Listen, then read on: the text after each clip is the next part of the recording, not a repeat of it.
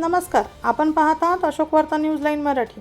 नाशिकमध्ये दिवसाढवळ्या घडलेल्या 70 लाख रुपयांच्या दरोड्याचा अखेर पर्दाफाश। नाशिक शहर गुन्हे शाखेला यश आले आहे।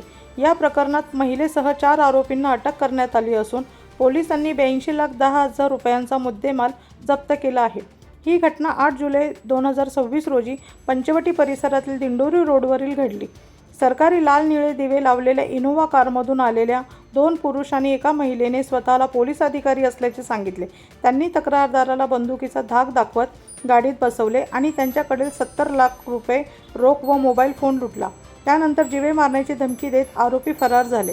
घटनेनंतर नाशिक पोलिसांनी 7 विशेष पथके तयार करून तांत्रिक विश्लेषण, CCTV आणि गोपनीय माहितीच्या आधारे मुंबई, जोगेश्वरी, अंधेरी, डोंबिवली, वसई विरार आणि नाशिक रोड येथे छापेमारी केली। या कारवाईत 4ही आरोपींना अटक करण्यात आली।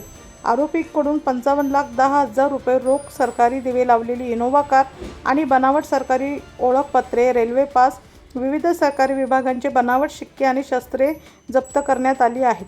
पोलिसांच्या मते ही आंतरराष्ट्रीय टोळी असून त्यांनी इतर राज्यांमध्येही अशाच प्रकारचे गुन्हे केले असल्याची शक्यता आहे।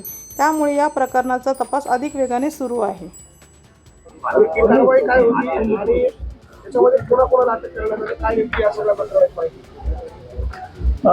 नाशिक शहरात दिनांक 8/7/2026 रोजी 2 अनोळखी इसम व एक महिला यांनी पंचवटी पोलीस स्टेशनच्या हद्दीमध्ये दिंडोरी रोड परिसरामध्ये एका इनोव्हा गाडीमध्ये येऊन तिला दिवा लावलेला होता आणि पोलीस असल्याचे सांगून बंदुकीचा धाक दाखवून फिर्यादीचे 70 लाख रुपये रोख आणि मोबाईल असा जबरदस्तीने हिसकावून घेतला होता। एक रॉबरीचा प्रकार त्यावेळेस घडला होता।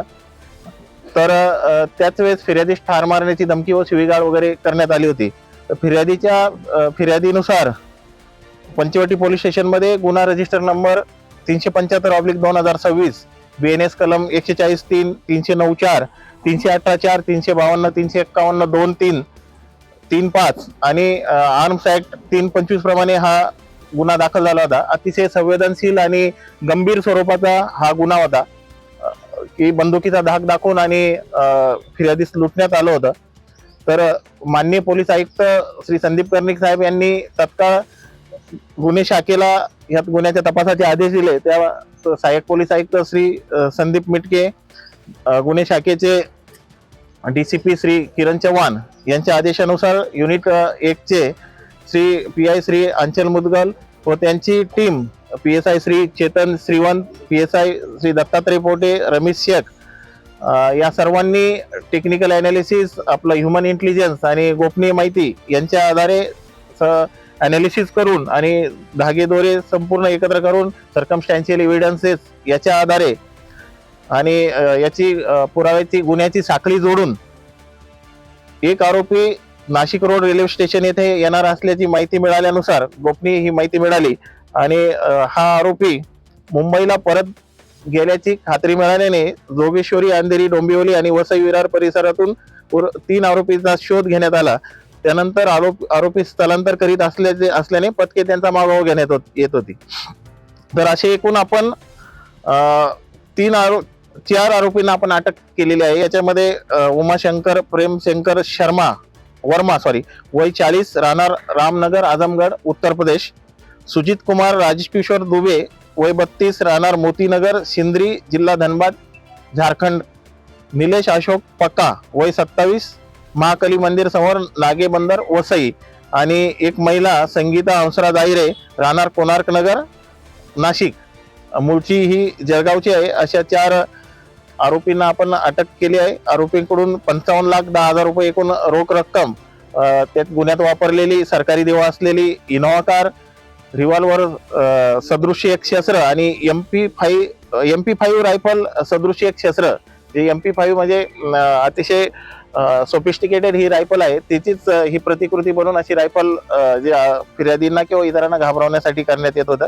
तर हे सर्व आपण एकूण 82,10,000चा मुद्देमाल या सर्व आरोपींकडून जप्त करण्यात आलेला आहे। या गुन्ह्याचा तपास यशस्वी करण्यासाठी तांत्रिक विश्लेषणमध्ये PSI Shri Shrivant, head constable Mahesh Salunke, Rahul Palkhede, Appa Panval व मुक्तार शेख वेषांतर करून आरोपी ताब्यात घेणारे अतिशय स्किलफुली हा गुन्हा उघडकीस करण्यात आलेला आहे।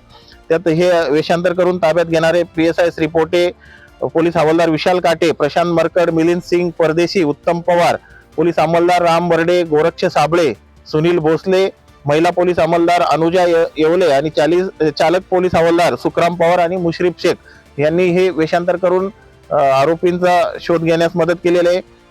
मुद्देमाल रिकव्हरी जे आपल्याला जवळपास 82 लाखाचा मुद्देमाल रिकव्हर झाला. यामध्ये PSI रमेश शेख, पोलीस हवालदार विशाल देवरे, नाजिम खान पठाण आणि महिला पोलीस अंमलदार मनीषा सरोदे.